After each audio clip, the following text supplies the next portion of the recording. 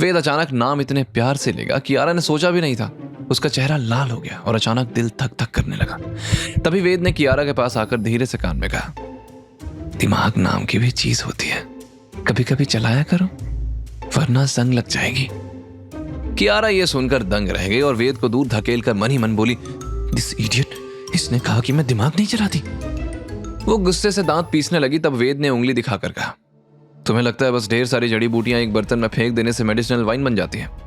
तुम R K industries की president हो और ऐसी बेवकूफी भरी बात कर रही हो? तुम्हें पता भी है कि कौन सी जड़ी बूटी किसके साथ मिलकर असर करती है और कौन सी मिलकर जहर बन जाती है?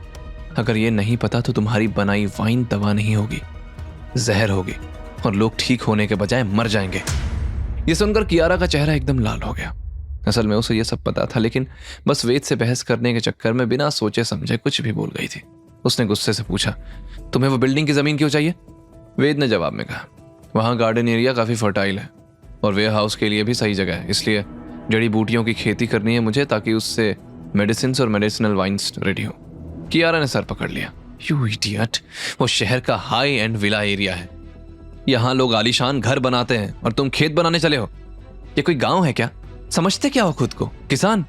वेद मुस्कुराया और बोला, अरे तुम बस एक बार सोच के देखो, एक विला जो चारों तरफ फूलों और जड़ी बूटियों से घिरा हो, छत पर भी हरियाली, नीचे भी हरियाली, पूरा सुकून भरा नजारा, एकदम धरती पर स्वर्ग। कियारा गुस्से से फट पड़ी, तुम्हारा दिमाग खराब है? घर के चारों तरफ घास और बेलें उग जाए तो उसे विला नहीं कहते, उसे कब्रिस्तान कहते हैं। तभी वेद ने कहा, तुम्हें मेरी बनाई वाइन बेचनी है या नहीं? अगर तुम चाहती हो कि मैं फॉर्मूला कंपनी को दूं तो फिर तुम्हें मेरी बात माननी ही पड़ेगी। बिना जड़ी बूटियों के मैं वाइन नहीं बना सकता, और जड़ी बूटियां खरीदने जाओगी तो आरके इंडस्ट्रीज बिक जाएंगी। वो सब मामूली जड़ी बूटी नहीं है। ये सुनकर कियारा की आंखें चौड़ी हो गई। वेद की बनाई मेडिसिनल वाइन की वजह से ही उसे वाइन इवेंट का इनविटेशन मिला था और वहां मौजूद लोग प्री ऑर्डर तक करने को तैयार थे। वो जानती थी कि वेद की बनाई वाइन इंडस्ट्री में तहलका मचा देगी। उसने गहरी सांस लेकर कहा, ठीक है, तुम्हें जो करना है करो, लेकिन पहले तुम्हारी बनाई वाइन टेस्ट होगी, उसके बाद हमें लाइसेंस लेना होगा और तभी प्रोडक्शन शुरू होगा। वेद ने हाँ में सर हिलाते हुए कहा, लेकिन हम सिर्फ 1000 बोतल का स्टॉक रखेंगे। कियारा ने हैरानी से पूछा, लेकिन क्यों? वेद ने जवाब में कहा, पहली चीज तो मुझे ये वाइन खुद बनानी पड़ेगी, मशीन में इसका प्रोडक्शन नहीं हो सकता। दूसरी बात, जो चीज लिमिटेड होती है वैल्यू उसी की होती है। जैसे तुमने वो डिजाइनर कपड़े खरीदे थे जिसके दुनिया में सिर्फ 100 पीस है। कियारा समझ गई और उसने हाँ में सर हिलाया। फिर बोली, अब नानी जी से मिलने चले? तभी पीछे से प्यारी सी आवाज आई, नानी जी तो पहले से यहाँ हैं। वेद ने पलट कर देखा तो अवंतिका और मोनिका हॉल में ही आ रहे थे। वेद ने तुरंत अवंतिका का हाथ थामा और उन्हें आराम से सोफे पर बिठाते हुए कहा, नानी आप क्यों आई? मुझे बुला लेती। अवंतिका ने वेद के सर पर प्यार से हाथ फेरा और बोली, मैं कोई कांच की गुड़िया थोड़ी ही हूं जो जरा सा चलूंगी तो टूट जाऊंगी। उसने फिर कियारा को पास आने का इशारा किया तो कियारा ने तुरंत झुककर आशीर्वाद देते हुए कहा, नमस्ते नानी जी। अवंतिका ने तुरंत उसका हाथ पकड़कर उसे अपने पास बिठा लिया और उसका चेहरा देखते हुए बोली, लोग सच कहते हैं, रायजादा खानदान की राजकुमारी तो चांद का टुकड़ा है। यह सुनकर कियारा ब्लश करने लगी और वेद मन ही मन बड़बड़ाया, बस इसकी शक्ल ही भोली और खूबसूरत है, दिल तो पूरी काली है, कोयले जैसी। तभी अवंतिका ने वेद और कियारा का हाथ एक दूसरे के हाथ में रखा। एक दूसरे की छुअन के एहसास से दोनों के दिल धड़कने लगे और दोनों एक दूसरे को चोर नजर से देखे। और अवंतिका उन्हें देखकर मुस्कुराते हुए बोली, तुम दोनों हमेशा खुश रहो और हमेशा साथ रहो।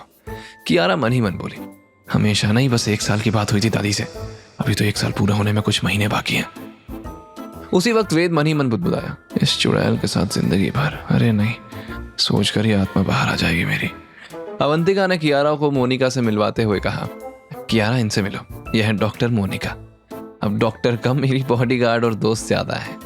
कियारा ने मोनिका को भी ग्रीट किया। वहीं मोनिका मन ही मन वेद की तरफ देखकर चिढ़ते हुए बोली, इस लंगूर को ताजा अंगूर कैसे मिल गया?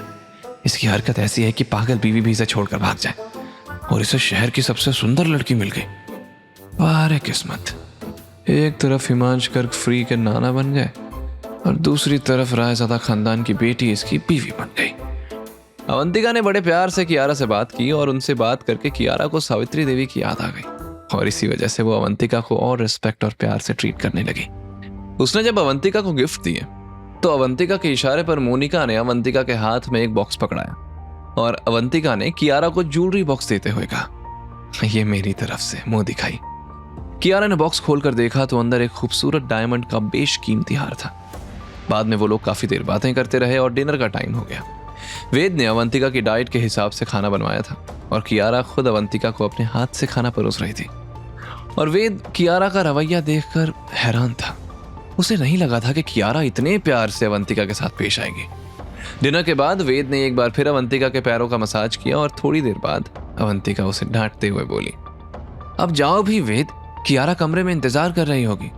जी नानी, कहकर वेद उठकर कमरे से बाहर आ गया और मन ही मन बोला, अब क्या करूं, नानी को यह पता नहीं चलना चाहिए कि हम एक साथ एक कमरे में नहीं रहते, कुछ तो करना पड़ेगा। ये सोचते हुए वेद बाहर गार्डन में टहलने आ गया और टहलते हुए उसे महसूस हुआ कि कोई उस पर नजर रखे हुए था। उसका सिक्स्थ सेंस बहुत स्ट्रांग थे और वो जानबूझकर गुनगुनाते हुए उस तरफ चलने लगा जिस तरफ उसे अंदेशा था कि कोई है।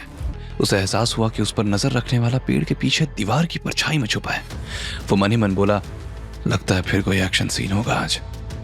ये लोग 2-3 दिन का भी आराम नहीं देते। माना मैं हीरो हूं, लेकिन कितना लड़वाओगे यार।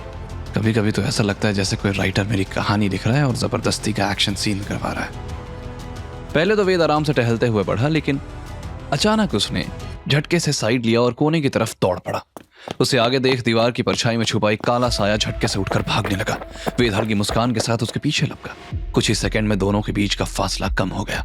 वो काले कपड़ों वाला आदमी सोच रहा था कि तेज भागकर वेद से पीछा छुड़ा लेगा, मगर पलट कर देखा तो वेद उसके थोड़े ही पीछे था। उसका दिल धक से रह गया और वो और तेज भागने लगा। ये आदमी है कि गाड़ी, इतना तेज कैसे भाग सकता है? ये कहकर अगले ही पल वो झटके से 4 मीटर ऊंची दीवार तक पहुंच गया। उसे लगा आखिरकार पीछा छूट गया, लेकिन पीछे देखा तो लगभग चीख पड़ा। वेद 10 कदम से भी कम दूरी पर था। इतना तेज, हे भगवान, ये तो कोई इंसान नहीं, पिछले जन्म का राक्षस है शायद। वो आदमी नीचे कूदने ही वाला था कि वेद ने बिना टाइम गंवाए उसे जोरदार लात मारी और वो आदमी दीवार से नीचे धड़ाम से गिरा। गिरने के बावजूद वो आदमी झटके से फौरन उठा और सड़क पर तेजी से भागने लगा। वेद भी उसके पीछे पीछे भाग रहा था। सामने चौराहे पर एक ड्राइवर ट्रैफिक पुलिस से बहस कर रहा था। अरे सर, 70 की स्पीड भी स्पीडिंग है क्या? इतने लोगों को छोड़कर मुझे ही पकड़ा है। पुलिस वाले ने सख्ती से कहा। अबे ये रेसिडेंशियल एरिया है, यहाँ तेरे को बड़े बड़े बोर्ड नहीं दिख रहे? वो देख, वहां लिखा है कि 50 की स्पीड से गाड़ी चलाने का है। पढ़ना नहीं आता क्या तेरे को? चल चलान दे जल्दी। उसी वक्त दोनों के सामने से फुल स्पीड से 2 लोग भागते हुए गुजरे। ड्राइवर ने पुलिस वाले का हाथ पकड़कर कहा, देखा, ये चेक नहीं करोगे? ये तो 100 की स्पीड से भाग रहे थे, गाड़ी नहीं पैदल। पीछा क्यों नहीं कर रहे? पुलिस वाले ने उसे घूर कर कहा, अगर तुम भी अपनी टांगों से 100 की स्पीड से भाग सकते हो तो तुम्हें भी नहीं रोकूंगा। ड्राइवर यह सुनकर शॉक्ड रह गया। तभी जैसे उसके दिमाग की बत्ती जली और वो हड़बड़ा कर बोला, अपने मुंबई में भी सुपर आदमी आ गए क्या? ये इतनी तेज कैसे भागे? आगे गली में वेद उस आदमी को पछाड़ते हुए उसके आगे आ गया और फिर सामने से उसकी छाती पर लात मारते हुए बोला, यहाँ रेस चल रही है क्या? भागा ही जा रहा है। आगे की कहानी जानने के लिए देखें अगला एपिसोड सिर्फ पॉकेट एफएम के YouTube चैनल पर और के फॉर किंग के सारे एपिसोड्स को सुनने के लिए डिस्क्रिप्शन में दी लिंक से डाउनलोड करें पॉकेट एफएम ऐप।